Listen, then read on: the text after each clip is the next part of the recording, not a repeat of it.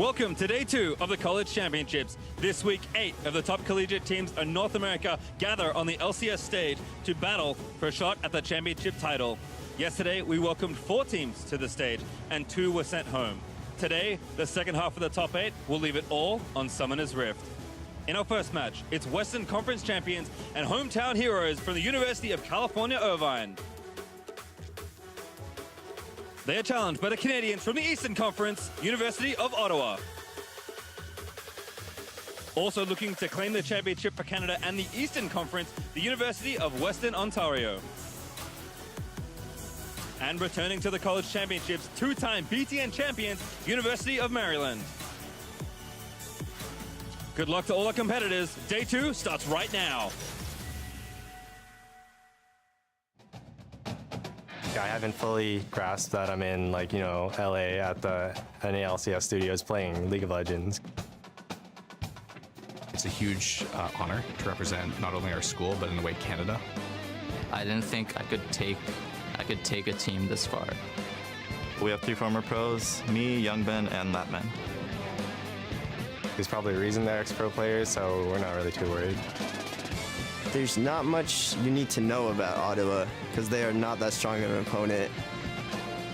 We've played scrims against all of these guys. We've taken games off all of these guys. If we beat these guys, we have a really good shot to win the whole thing. I always feel really confident in whatever I do, since if you're not confident, then why bother? It's not going to matter who we play in the semis if we don't get through the first round, and that's what's most important. Don't be afraid. Be very afraid. I already think that I'm gonna win, and I already think that the trophy is mine. I want to bring back the cup, obviously. It would mean the world if we won the entire thing. We're ready to start dominating for years to come. Of course I'm excited.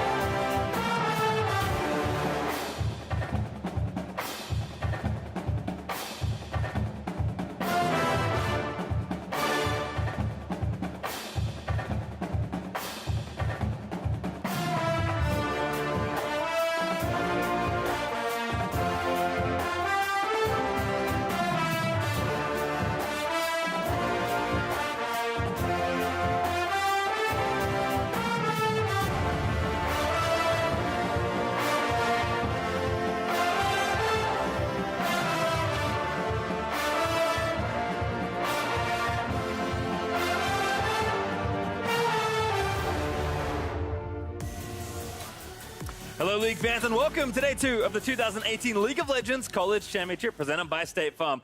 I'm Julian Pastry-Timka, and putting on his best frat boy impression with me is Isaac Azael Cummings-Bentley. I'll do my best, but I make no promises. Well, for those of you who missed Zyrene's 101 class yesterday on the College Championship, Azael took some notes for you to review. Yep, the teams you see today have been battling for over 5 months in online tournament, grouped into regional conferences, North, South, East, West, along with the Big Ten Network and the Peach Belt. Over 300 schools ranging in support from varsity esports programs to grassroots student-run clubs competed in the tournament.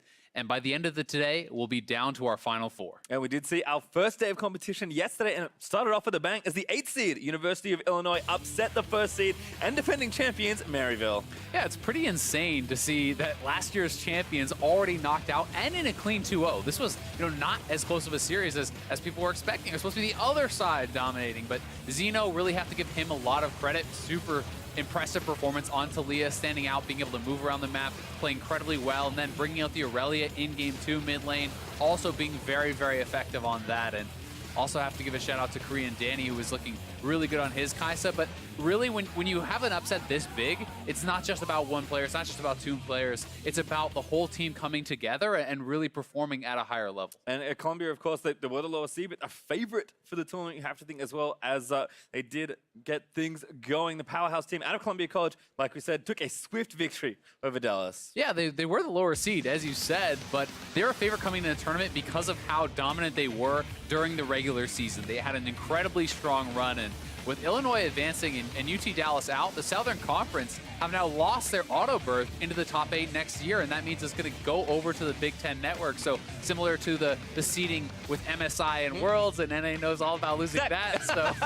So we got some experience. Certainly, and again, this is, the big thing. These 8 teams playing for the college championship is where you want to be. So getting a berth in there, certainly a much better thing. Teams will have to battle it out in the qualifiers. And all of that resulted in our first semifinal match, which is taking place at noon tomorrow, where Illinois will hope to pull off another upset against Columbia College. Now, though, what's left to be seen is who's going to fill out the other side of that bracket. Starting with our first match today, which pits UC Irvine versus the University of Ottawa, followed by the University of Western Ontario going against the University of Maryland. So 2 best of 3s, Isaac, to move things through. We're going to do our first matchup by meeting the players. Starting game 1 on the blue side, it is the University of Ottawa.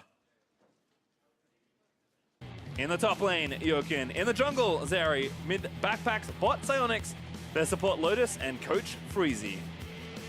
And selecting the red side today, it's their opponents, UCI. In the top lane, Captain Nuke. In the jungle, Youngbin. Mid lane, Descraton.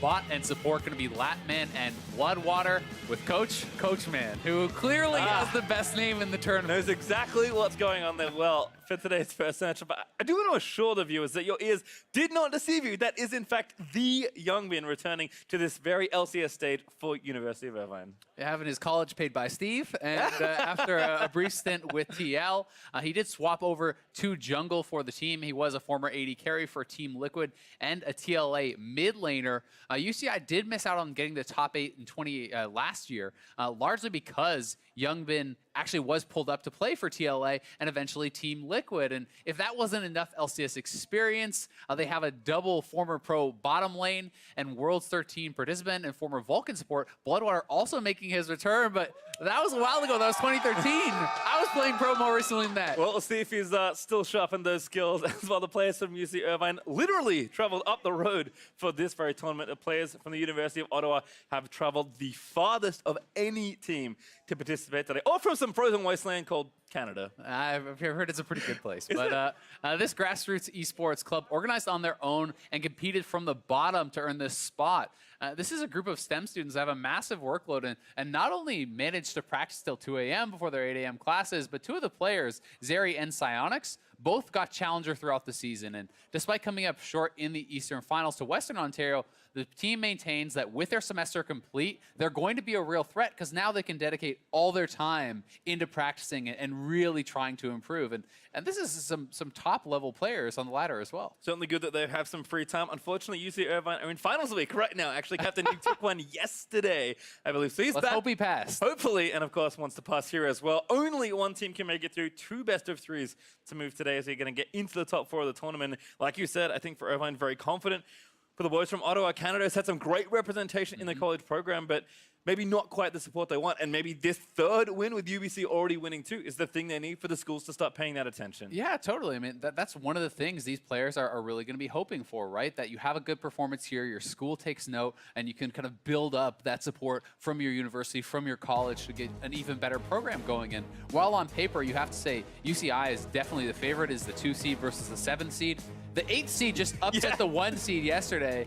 You know, the seeding has not really been indicative of strength thus far, so it could be anyone's series, and it's going to come down to how these players can perform on this stage, because as we said, there's been an immense amount of competition. We know these are very high-level players, but most of the competition was all done online. You are now live in the NALCS studio on stage with thousands of people watching online. There's a lot of added pressure, and sometimes players don't perform as well as they do at home. Certainly not. Over 300 teams competed this season of college.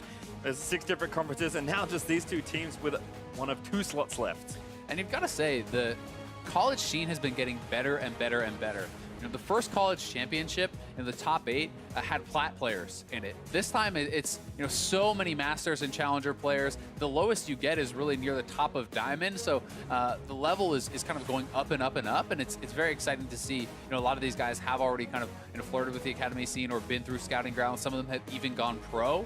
So really to see this developing and becoming more of that kind of pipeline to the semi-pro scene. You get into an academy team if you're a top university player, and then if you're a top academy player, you can get into the LCS, and that is really how you grow a sport. Have to agree, as bans are almost done for Phase 1. Skana, Kaisa, and Rakan banned away by Ottawa, with Irvine taking Zoe, Trundle, and Talia off the board. So kind of saw a lot of these different power picks yesterday in some of our series. Well, we'll see what the first pick is here for Ottawa. And this is not on live, this is on 8.9 because more similar to where they were competing online, so you want to be having these players as comfortable as possible, playing at their very best. But Aurelia, we have seen Aurelia top, we have seen Aurelia mid, extremely strong pick ever since the update. A lot of players really have been picking it up, and going to be pretty interesting to see where it does go. First pick Vlad here though. See if, again, that goes either mid or top. Certainly some flexibility there as well. And Youngbin, we mentioned, does have quite a lot of Academy and LCS experience, but he was a mid laner and a AD carry before then. Now into the jungle, plays third role at a high-level competition. It is very interesting to me to see that Vladimir picked up this early, though, because Vladimir traditionally can really struggle into an Aurelia in that matchup. Aurelia can be one of the champions that can really punish the weak early game of Vladimir, who generally needs to get some levels, to get some CDR. People talk a lot about getting level 9, so you can have the max rank of your transfusion on Vladimir to really start kind of gaining some power. And if this were to be a mid lane matchup, Aurelia with Ignite certainly has solo kill potential on a Vladimir. Took Ezreal though on the other side for the bot lane. You have to assume there for Latman, as Graves also locked in for Ottawa. A marksman, but into the jungle there for Zeri and Braum actually to round this out very quickly for the first 3 picks. And Zeri, you may know him better as Harry Abs. He's a guy who's been around in the Challenger scene for a long time. Definitely would have seen him on a lot of Challenger streams if you like to watch that. And I believe he was a streamer himself for a while, may still be. But either way, is going to be locking in the Graves. And I got to talk to him a little bit earlier today. Definitely a very confident player, has a lot of faith in his team's ability to play well, in his own ability to play well, and in the fact that they could take down a favorite like UCI. And giving him Graves, giving him a power farmer is certainly giving him the opportunity to try to take over a game. Has an experienced opponent matching up against, of course, with Youngbin, who will take Zac into the jungle as we'll move into the next phase of bans. Barris now taken away, so Psionics will be denied that pick.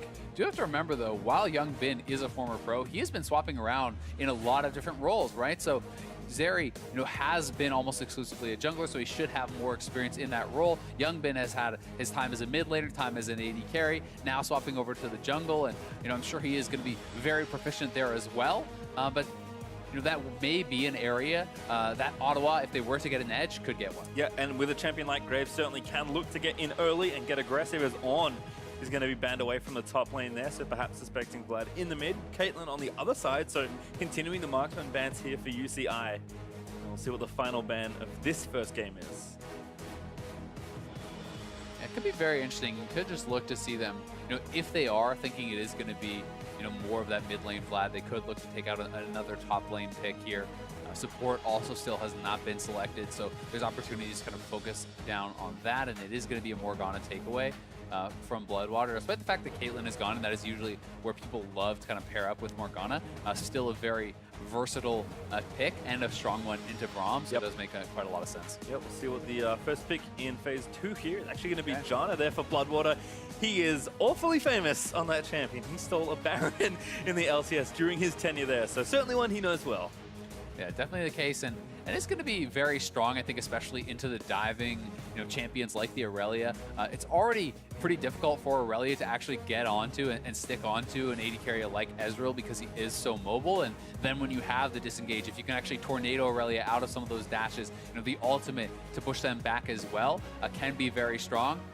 That being said, Jana doesn't always have the strongest laning phase, so could be something they look to exploit. But if this is a blind Malphite, I am expecting it to be the Malphite top, Aurelia mid, and you are pretty low on magic damage, so that is one concern for the Ottawa University comp here. Malphite really being your only kind of source of magic damage isn't going to be very much. You're expecting him to build full tank, and that does mean that Ninja Tabbies become extremely effective when you have 3 auto attackers on the team, and with a Singed and a Zac, that is going to be very difficult for these guys to actually be able to punch through. Both of them I'm expecting to be stacking armor very heavily, and that can put a little bit of a timer sometimes on a composition like this. If you allow Ezreal to scale up, building things like the Iceborne Gauntlet, seeing the Zhonyas and the Tabbies coming through and things like this for the Vladimir, and then full armor stacking on the top and jungle, Ottawa may have a lot of trouble really punching through it and getting that damage done. Seems like pretty safe bot lane here for UCI and a very robust top half of the map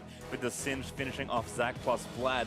I mean, again, we look at the Graves to maybe get aggressive, can set up plays with Aurelia and the Malphite, and especially a support like Braum can get things started early. So I think you're right in that there is a sense, certainly, of a timer in this game, and we'll see if Ottawa can kind of punch through for another upset and really get a lead early. Because if you can snowball this game, I mean, just no matter the odds, I feel like every game if you get early snowball is extremely winnable because it only takes a few plays to build the confidence, to build momentum for your team, and you can just start running over your opponent. But UCI, very practiced, very experienced, have one of the best programs in collegiate as well. They always rave about their esports stuff at their school, so gonna have to put it to the test here as they've taken some pretty safe stuff, I have to say, into this game one, kind of maybe thinking they're the better team and not wanting to make too many mistakes and just play the game out nice and slowly. Definitely the case, and for the side of Ottawa, I think they do need to push the pace, and if you're looking for an area that they can do that, I do think playing around your mid-jungle duo is going to be very strong. You're expecting Aurelia to have the early advantage against this Vladimir, especially with Aurelia bringing Ignite. You're expecting Graves to have the early advantage against the Zac as well. So if you can try to snowball that lane, if you can utilize your mid-lane advantage to start taking away some camps, that is a way for them to get a lead. Whereas UCI, I think, is going to be very happy playing a passive, safe, scaling game. If nothing is happening and they're just farming evenly, UCI is certainly going to be looking like they have a big advantage. Well, teams are spreading out now, so you have a quick check-in with the Keystones. Nothing too crazy. I mean, comment for Jokin, a bit more aggressive perhaps in his 1v1, but I do like Predator on Discraton. We had mentioned the patches 8.9, not too many changes here and there, but Unsealed Spellbuck was one that took quite a hit and had a pretty big overhaul. So Vlad, opting out of that tree with teleport not being as reliable. Kind of fun to see Predator, certainly a more aggressive initiation-centric option. That man already got a sly sack of gold, so UCI... All right, it's all over. Zeri getting aggressive, really just putting the screws in onto Youngbin.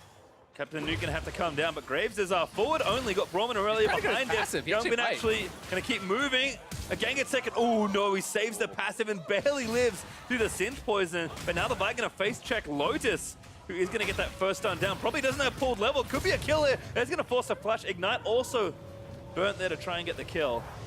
Pretty crazy level 1, but all things being said, I think that UO may have come out a little bit ahead simply because Graves has such a healthy clear and he is playing fleet footwork, so he actually didn't have to go back to base. And he can clear the jungle kind of more easily, whereas Youngbin is going to have to do a leashless buff, level 1, had to go back to base, so he is going to be put a decent amount behind.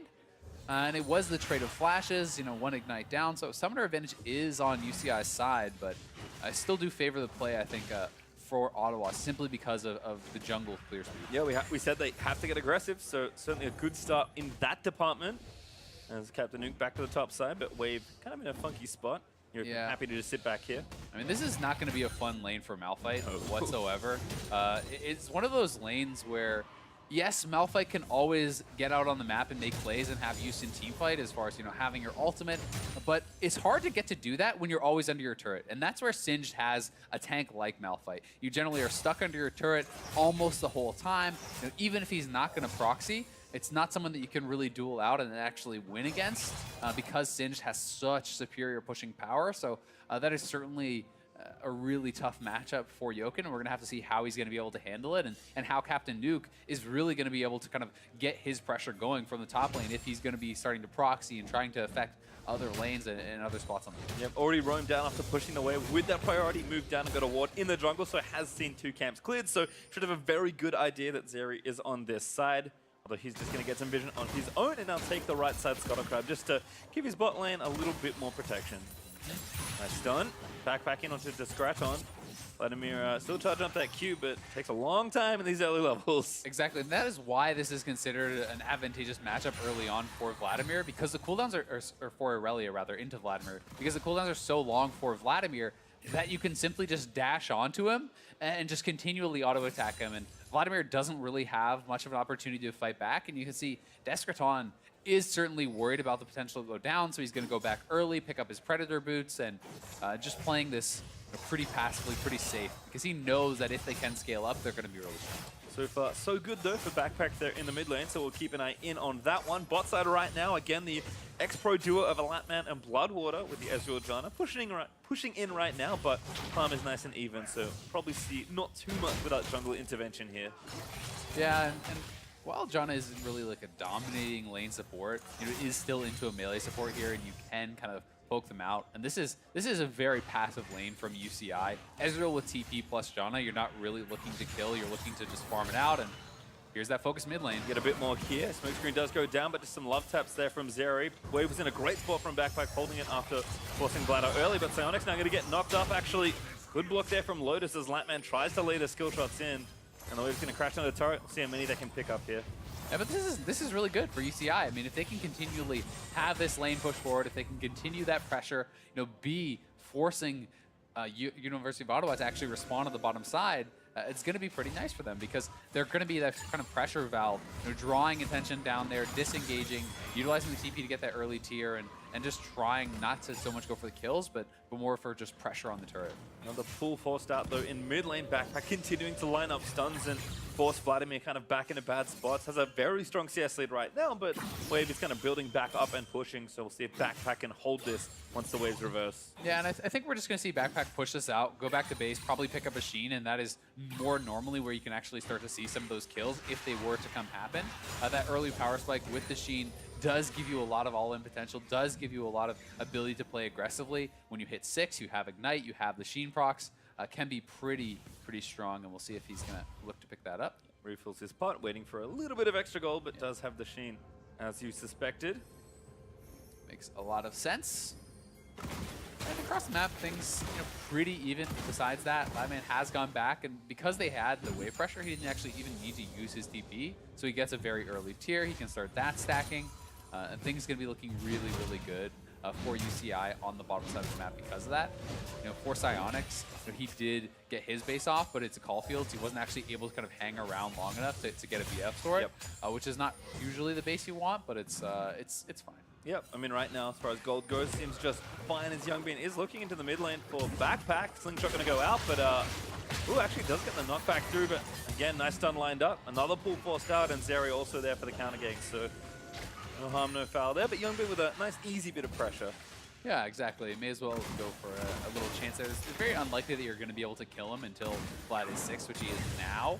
But that being said, it's just relieving pressure. Again, it's about delaying for them. They don't have to get killed. They just need to really buy time. And Zeri's looking to just straight up fight this. Yeah, another jungle battle. Actually, only level 5. Doesn't even have his ult, but still laying in enough damage to force Vladimir away. Looks like Plot was also roaming up. And of course, Backpack quite strong. So nice little play there as Zeri, again, trying to really put that early grace pressure on as often as he can. Yeah, and he's doing a good job as far as, you know, putting out that pressure, but Zach is getting levels, the Vladimir is getting levels, there's no really significant gold lead, so University of Ottawa is likely going to need to get more, or really try to hope to get more out of this early game, but it's a very passive game so far. Both teams are playing it, you know, pretty much according to plan, pretty much how you would expect. It's just going to be a matter of execution. You know, can Ottawa actually find something? Ooh, again, Latman trying to get jumped on, but here comes Zach to try and turn it back around. Bloodwater low. First blood still on the table. There's Youngbin again. Finds that Q very long range. But Lotus actually just going to turn it back around. Still the flash. Oh, moves it back in. A beautiful play from Youngbin. But the fight maybe still going. Psionic's going to go down as well. Sticks around to try and help his team. Oh, that level up from Youngbin was so big. He got 6 off a creep there. Not sure if that was planned or not, but he flies in. The creep dies. He hits 6, is able to flash forward and ult to pull them back. And UCI gets a double kill there. And they're going to be able to pressure the turret, look to take away a buff. This is really big for them in the early stages. Also got Jokin's TP, who tried to come down to help, but it was too late at that point. So red buff invade should be completed here as Nuke maybe going to face check a jungler. Does flip him back over. They're going to chase him down. Pops the red smite down. Might be looking for a kill. Captain Nuke maybe rethinking his situation. Good flash though, and Zeri, I think, knows he maybe can't chase or just can't find the Singed. Zeri could actually head to topside and look to pressure the turret a little bit, but they are just set to reset. And either way, you know, he is exerting that early game pressure, but just not resorting to kills. And back here to the bot side, University of Ottawa trying to go aggressive, but Lotus not able to find the Q onto Latman, and Youngbin comes in, Here's the level 6. Right off of this last creep that just died over by the cannon. Gets 6, flash forward, pulls both back in there. That should have been a Psionics flash. He needed to actually avoid that ultimate to survive, but instead, 2 kills go over to UCI. Yep, really nicely played there from the experienced jungler on the Irvine side. As back in mid lane, looks like Discraton's gone back and upgraded his boots to CDR, and right now is having a very fine time in the lane. He's getting levels, he's evening up the farm, and that was kind of where we thought the early advantage would come from, but yeah, I mean, he played it very safely. He never really gave Backpack very many opportunities to actually find those all-ins. If he ever got low, he simply said, okay, I'll give him a couple of farm, I'll go back to base. And just really playing it to get experience, to kind of minimize loss. And now he's in a spot where he's sitting at level 7 and looking pretty good. Well, we'll see if University of Ottawa can kind of find their footing here in the early game still. Gold lead is nice, 1,000 up there for UCI, but certainly not too large at the moment. Looks like ultimates are also starting to get picked up across the rifts, so some of those level discrepancies that were happening in a lot of the early exchanges are now somewhat rebalanced. It does get a little tough, though, for Ottawa with their bottom lane, you know, both dying, with the TP being expended from Jokin. It's very hard to even make any plays around this now. You know, the turret is kind of starting to get chipped. You can look to see that even increase more because Captain Nuke has TP advantage. So if Ottawa tries to look for any plays, they're going to get teleported on. It's going to get turned around, and that is something that they're always going to have to be aware of, which just means, well, you have to sit back further, you have to give up more, and that kind of just increases the edge that UCI has been building for themselves. Well, certainly, again, credit to Young Bin. We'll see if he stays aggressive on the map and looks to make even more plays. But like you said, the kind of natural advantage that UCI have built up off that early strong play should be able to ride for at least the next few minutes as those cooldowns replenish, and maybe something like Dragon moves onto the table. And again, I still, for me, on Zeri, on the Graves, willing to get aggressive and flash forward. We'll see if he can continue to go as mid lane is looking for something here. Zeri again moves back in, uses the force to pull, does burn the ult, and pulls out for a bit of extra healing, but the ult is good, and Zeri finds the first one. Finally able to convert on all that mid lane pressure, and you know, not even having to actually commit any of their summoners, still being able to hold on to the Aurelia ultimate, so potential to repeat there, but Youngbin just looking to come in and clear this out. Might be a little too far forward. Still has his passive actually from all of the early action. But it looks like he's enough here just on his own to clear out the creep wave and let Vladimir get back safely. Yeah, being able to just clear that out. Still, again, he is up in experience, which is, you know, a really big thing for that Zach. Another champion that really wants time to scale, wants to hit that level 9, and you can see Zach, Vladimir both sitting at level 8, so things are going pretty well for them there. But University of Ottawa are on the board, and Zeri finally able to convert on all that pressure he's been putting out. Again, see if the junglers keep it all up. Backpack looking for a stun, doesn't quite land it, but no latch there after the stretching strike from Zach. Will leave the Aurelia safe, who should be pretty close to Trinity Force. Still needs a few hundred gold to finish it all off, but again, can maybe look to use that Aurelia ulti, use that first big item power spike to get a few more things going, as Backpack does go back for just a couple daggers. So close, but not quite there, and it is a big difference for Trinity Force. Definitely is, and I'm going to be really interested to also see when they actually try to pull the trigger and look for some of these fights, because when you think about Malphite and and Xayah and all these champions, they do have very strong level 1s. Youngbin, unstoppable during that ultimate channel, so nice try by Lotus, but not actually able to interrupt that channel once it's begun. So just a little bit late on the trigger there. Yeah, just a trade pretty much. Both ultis burnt from support and jungle. Backpack back in. No big charge building up there for Discraton, but Backpack not chasing any further forward. Yeah, he really wants Descraton to actually use the pool before he goes for the ultimate. That's what the kind of game is. If Vladimir uses the pool at the wrong time, you're going to see Aurelia commit to a full on lane. You're going to see the Ignite. You're going to see the ultimate going down, but Descraton, knows the limits of his champion, knows how much damage is coming out, and at this point is able to kind of just play it pretty passively and simply back off. Yep, shakes off the damage, clears out the wave, and then recoup a Jump bit of into extra a help. couple. Oh, Youngbin found some friends that he didn't really invite to his party. Looks like Raptor Camp is going to go over. Flash burnt as well by the Zac, so a bit of pressure there from Ottawa. And that may mean the red as well. You can see Youngbin knows his red is going to be gone, so he's actually heading straight down to Zeri's red, trying to just trade that back. Still, they at least get the summoner. They get something out of that. We may see Zeri trying to actually run straight down and stop that himself, but Instead, I think he's just going to try to pressure Vladimir again. Yep, runs to mid lane, back again. Oh, lands the ulti! Barely finds him, but pulls under it. Today I learned, but it's still going back in. Ignite down, flash forward. Backpack chasing for the kill. The Gravesword is good. Oh, so Ignite still close. ticking down, but he gets held back with a Hemo Plague. He fishes for a stun, but does not find it, and Vladimir gets away. And that is 3 summoners committed there from Ottawa. And only the flash really used. Videskraton had a very good pool. You know, the ultimate was committed before the pool was used from Vladimir, and they couldn't finish it off. And now, as expected, the bottom lane being pressured, they had the TP disadvantage. They lost those early kills, and this means they're shoved in nonstop. This means that turret is getting chipped down, and the University of Ottawa is either going to have to make a play around this bottom lane or simply concede the turret. I mean, have tools to do so, I think. Jokin's TP is back up. He finished his first item in that banner of command, so he can get the way pushing back in the right direction, find some of that pressure.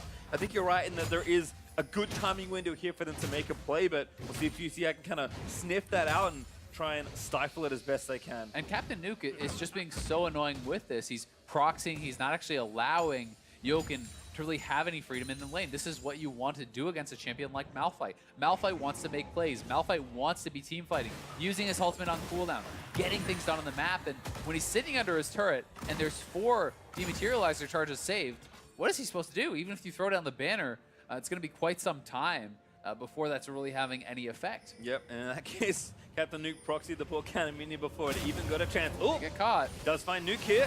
Derry going in, a little bit level disadvantage, but Graves with the damage should be okay. Malphite has ult. Get an archive, there's Jokin. Oh, Nice what a flash. flash from the Singe. He's going to dodge the stun as well, and that's it. Play's over. That was a beautiful flash there from Nuke. He needed to avoid the Malphite ulti, and again, they get away, and Youngman on the bottom side. Nice ult this time from That's Lotus. turret. Yeah, the turret is going to go down though, so a consolation prize is your life in this case, but the first turret gold will go over to UCI.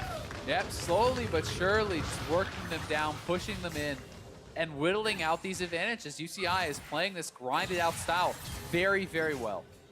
And again, credit to Nuke for dodging all of that, drawing the pressure in on the collapse and giving them the space to take down the turret. But of course, there's Drake as well. It will be a trade by the looks of things as Zeri has started up the Rift Herald. But again, UCI ahead on the play, ahead on gold, continuing to find themselves further ahead. Exactly. They want to play this style, right? They want to play a relatively slow game. They're the ones actually building advantages despite that. And here it is. Zeri actually spots out Captain Nuke, but he flips him over. He has the speed up. Nice flash. That was so close to hitting.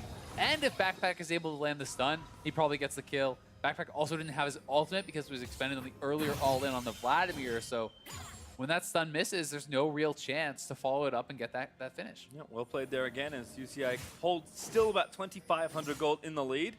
Still that TP up for both top laners actually. Jokin and Captain Nuke are ready as looks like the transfer here, duo are going to move up towards the top side for UCI, but read out well by Ottawa. They are going to move their duo into that spot as well, but we already mentioned that the bot lane advantage is there with that Trinity Force finish for Ezreal, despite being matched by the Reaver. So again, you have to think plan is still the same here. It is, yeah. Just push it in, whittle down that turret. Singe has already done a lot of that work because when you are proxying, you can't, in the early game, actually afford to just hold all the minion damage because Singe will just come back and add to that, and you're going to get pushed out. So you have to allow your turret as a top lane tank to actually tank up that minion damage while you clear out the minions. And that means that Malphite's turret is already very low before the lane swap even happens. So 1 or 2 waves, and Latman could probably take this down. You know, Lotus doing his best, throwing up the Unbreakable and trying to delay this, but Latman certainly can look to get autos in here or there. Yeah, again, plenty of good items early. Pickaxe plus Trinity Force means every bit of poke matters, especially with the Janna Shield behind him. Zeri still trying to clear out this vision, find a good spot for the Rift Herald that he now is holding. But Jokin also recognizing that with a long lane has to play back. Captain Nuke just doing what he loves best, which is apparently kill minions and hit the love key. Ooh, Youngman. Gonna find the play here. Psyonix looking to get Chain CC'd up, finds a creep to tag him too. Gets the ulti, but Psyonix just gonna dance around it, back on top. And now Jokin actually here for the play, but it's a 3v3 as both top lanes TP in. UCI here first, take down Zeri in the rotation. Psyonix finds the ultimate, but it's kind of the wrong way with the feathers. The passive finally gonna pop there for Youngman. Jokin popped out of the way. Lotus goes down with Backpack, gonna try and make something massive happen, but a 4v1, actually 1v5 as Youngbin comes back out of the passive is not what the doctor ordered. Instead, UCI will find the team fight win and turret number 2. Yeah, UCI totally dominating that fight. Youngbin had snuck into the bush earlier, able to buy so much time because he's so tanky at this point in the game. And the team collapses faster. They're the ones who get the kills. It is the 2 for 0 plus the turret, and they get wave control on that top side. So University of Ottawa falling even more behind. The lead continues to tick up here, so take a look at this play again. Youngbin just so sneaky in this piece of brush. Yeah, Psyonix really just not expecting that whatsoever. Very little time for him to react, and on the bottom side, Zeri was trying to come up, but he just gets collapsed on. Predator Vladimir coming in behind you. He's getting burst down, and yes, Youngbin is being focused, and he goes down, but that's still a Zac with passive available, and that's most of your abilities actually expended. By the time Backpack is here, there's no chance to really engage in this fight because everyone is still alive, everyone is still healthy. Even without passive, UCI would have happily taken that situation, so Youngbin doesn't even add a death to the column in the middle. Instead, loses his passive, and UCI continue to keep the ball rolling. And the armor is starting to come in. I talked about how efficient that is going to be against this University of Ottawa team. You can already see Ninja Tabbies on Ezreal, on Youngbin, on Captain Nuke, and they're going to be starting to build up more and more armor. You have to expect, and that is going to be extremely efficient. Even Deskerton working towards that second item, Zonia's, not electing to go for any more damage-oriented items, simply because it's so incredibly efficient.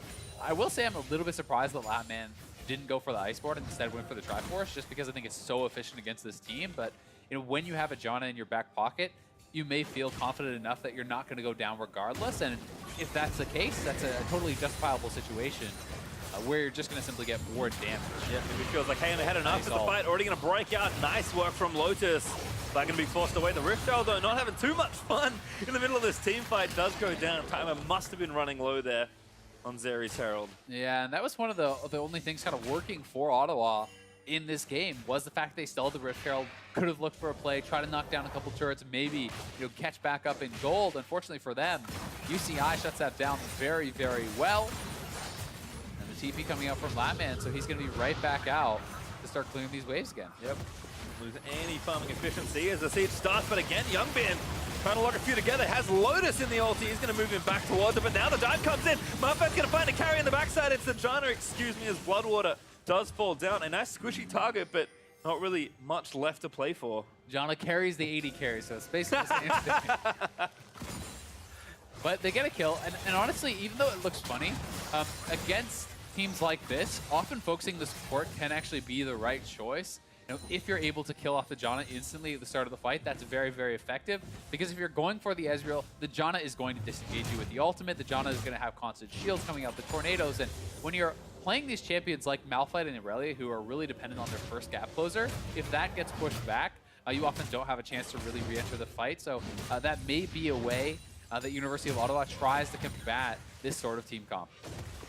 Can't see draw started here. Youngbin thought he found a big one, but UO just say, all right, if you're going to make us dive, we'll just dive. Yeah, and I mean, it was a nice engage for UCI, but there's none of their soul laners are there, right? So this is a 5v3, so pulling it in was a little bit ambitious, maybe not expecting everyone to be there for the University of Ottawa, and as a result, can't kill off the Braum fast enough, so it is a kill, but not even the turret going down for UCI, so not really a significant change in the gold lead. Yeah, and again, the no turrets currently taken there for Ottawa is going to cause continual problems here in this game. Mid lane still standing for both, so UCI looking there next, understandably, but as the map gets more constricted, it just feels so much tougher to do anything else.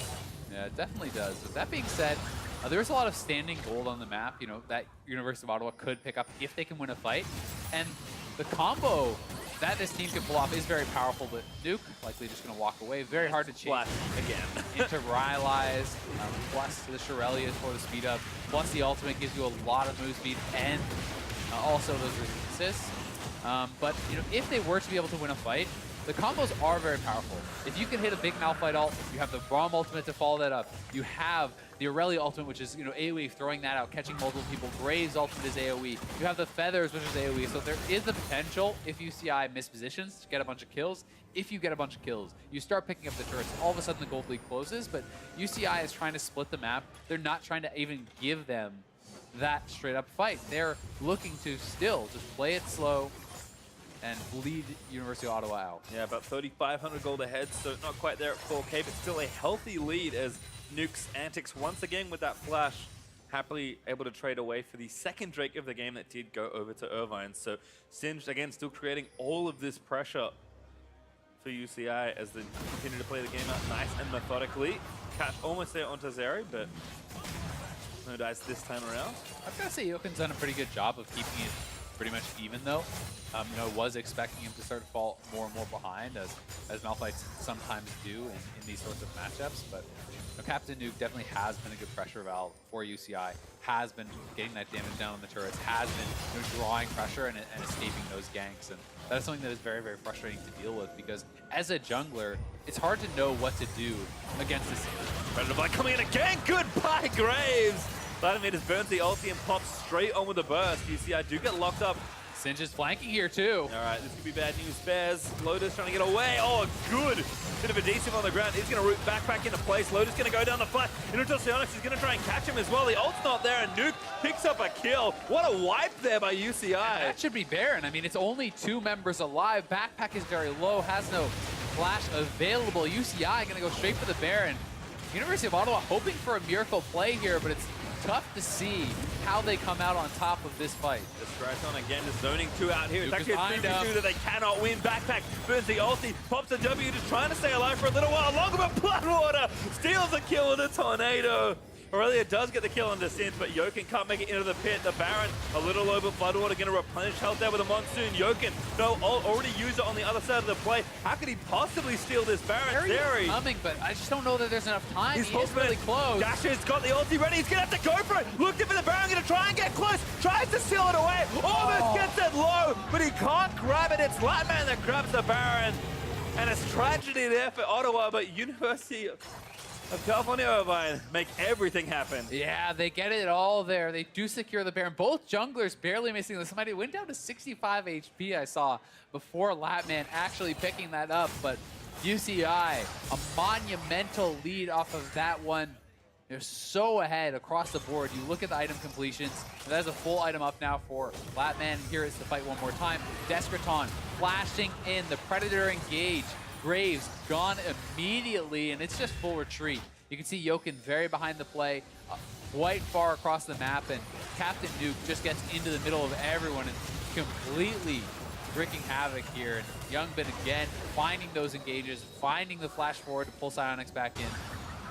And not much of an opportunity from there. Oh my god, that was like 80% of his health. Yeah, Psyonix is wondering where his health bar went, and soon they'll wonder where the tower's gone as UCI make it 3-0 on the turret score. Very close to 10,000 gold ahead. And we talked about the gold being kind of close before. If you look at the standing gold on the map, now it is absolutely not close. Yeah, it's getting pretty out of reach. It would take an incredible fight from University of Ottawa, plus some very big mistakes, I think, from UCI. You can see Latman, you know, instead of going for the double tier, has actually gone for a third item, Blade of the Rune King. To me, that says you're trying to close out the game now. You're looking for immediate power instead of, you know, the eventual scaling that could come out from that Seraphs, and I think it's the right choice. They're going 1-3-1, split the map. All this middle squad of 3 has to do is not get engaged on and die. That's really all there is to it. You push in both sides with your solos. If multiple people go to either of them, the other side pushes. If the 5-man tries to engage on your 3-man, Gianna disengages and the side lanes push. And that is really what UCI is trying to do, and it's a very difficult strategy to actually defeat from behind as University of Ottawa, because you need to find an immediate pick and blow them up instantly, then respond elsewhere. But it's very hard to do when you're so far behind in gold. We talked about it before. The easiest target is John, but Bloodwater does have his flash available, so really just tough to pin down anyone on UCI. And again, using that movement very well. Going to take a couple turrets. Looking for a play on the bot side. Just going to try and get away. Might get a kill. He's going to get 1. Might make it 2. Doesn't quite get it again. Shot down gold there for Backpack, but turrets are just starting to crumble. Exactly, yeah, great. You killed Descraton, but he already got your inhibitor turret. He traded a kill. You lose 2 turrets in mid and top for that.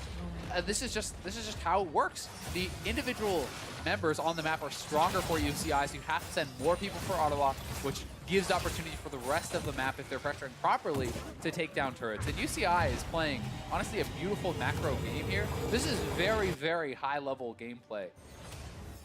Very deliberate here Feels like the game plan's been executed almost flawlessly for them, as Jokin did try and peek around the corner front ulti, but a very well-placed ward spotted that all out, and UCI decide with only 30 seconds left on the Baron buff, don't need to overplay. They go back, they spend their gold, they are well and truly more than 10,000 gold ahead, and now it's just a couple of inhibs and a Nexus to clean up for them. Yeah, exactly. So much gold in your pockets after they knock down all those turrets with the Baron buff. They're going to go back, they're going to spend that up, they're going to look to secure another dragon here. Just kind of taking everything that's guaranteed on the map. You know there's an open inhibitor in the bottom side, so you can send down Desperton, you can send down Captain Nuke, and with the Baron buff gone, you could look to do even more of like a 4-1 type strategy. You play a little bit more safety if they are at all worried about the chance of an engage from Ottawa. Well, Drake does go down. Captain Nuke holds onto his flash for this trade. In fact, not a trade at all. There's too much control there for UCI, as Ottawa will give up yet another objective. And looks like, again, back to probably 1-3-1. We see Desperton hovering down towards the bot side, going to get that, moving back towards the inhibitor that he is now exposed after his last play. And Captain Nuke going exactly where you'd expect, straight back to the top lane with TP ready. So Ottawa grouped together, going to try and find something. This is all they can do. They need to get immediate picks, then respond to the other lanes. And UCI should know this. One of the most important things about League is thinking not only about how you win, but how would your opponents win, and then kind of playing accordingly to that.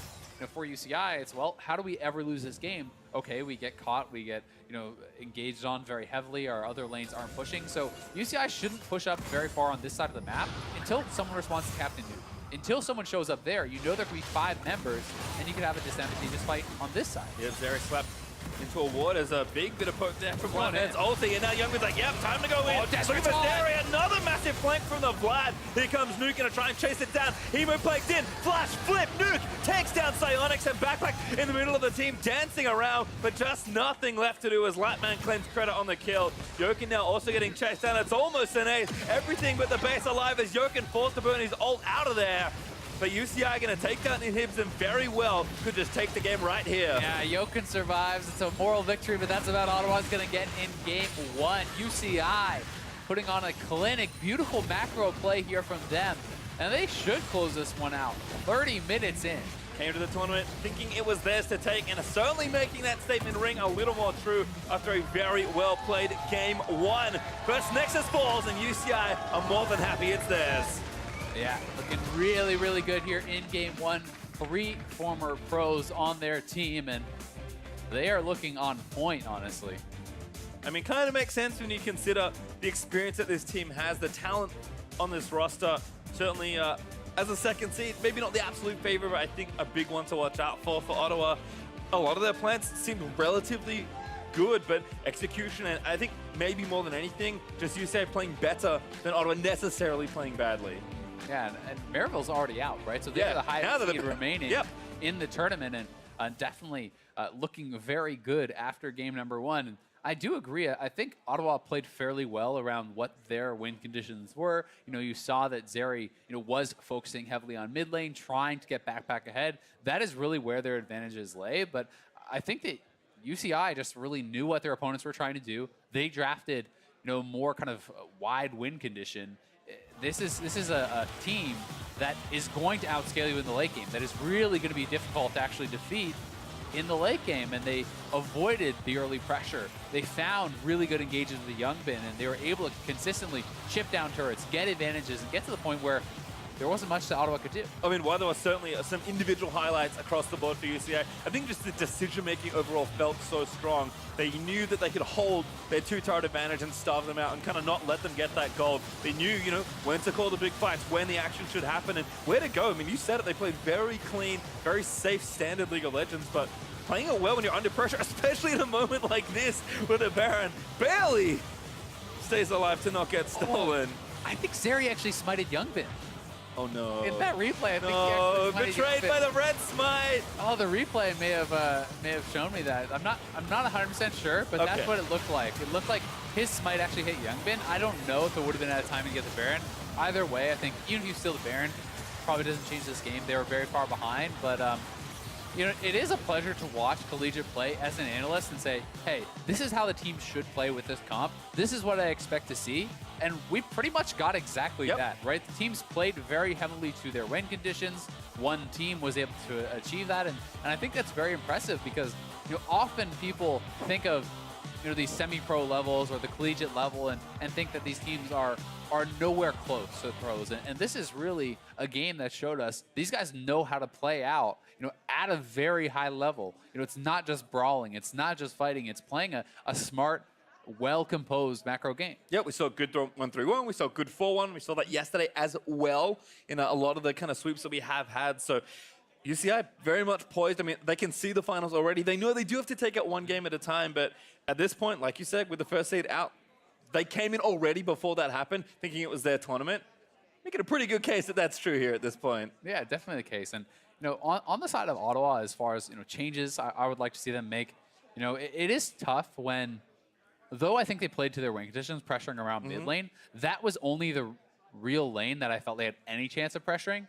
And when it is so obvious to your opponents what you have to do to win, it's very easy to kind of stop that and to try to counter that, right? When you have a lane that's going to be pushed in bottom by TP, Ezreal, and Janna, that's very hard for a Graves to ever gank. When you're looking at the top lane, what is the Malphite really going to be able to do against the Singe? So I feel like when you draft yourself into losing lanes and then also are over-indexing on physical damage, you're giving yourself a very narrow win condition. So I'd like to see them kind of draft a more well-rounded comp. Well, we'll see if the battle plans do change. We're headed for a break, but when we come back, the College Championship continues with Game 2 between UCI and the University of Ottawa.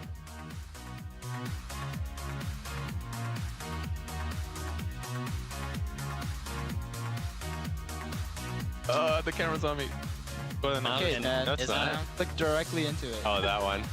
Give it a test there, Kenny. You know you do it. There's Young again, finds that Q very long range, but Lotus actually just going to turn it back around. Still the flash. Oh, moves it back in. A beautiful play from Youngbin. Kill. I'm coming to you. Yo, I need help. He's dead. I got you. Good. Help. Good. Bit of a decent on the ground. He's going to root back into place. Lotus going to go down the flash. Onyx is going to try and catch him as well. The ult's not there, and Nuke picks up a kill. Kill, Grace. Nice. Good job. Let's go. Oh my god. Holy, where was the smite? I'm sorry. Time to go in. Look at this. Another massive flank from the Vlad. Here comes Nuke, going to try and chase it down. Hemo plagues in. Flash, flip, Nuke takes down Onyx and Backpack in the middle of the team, dancing around, but just nothing left to do as Latman claims credit on the kill.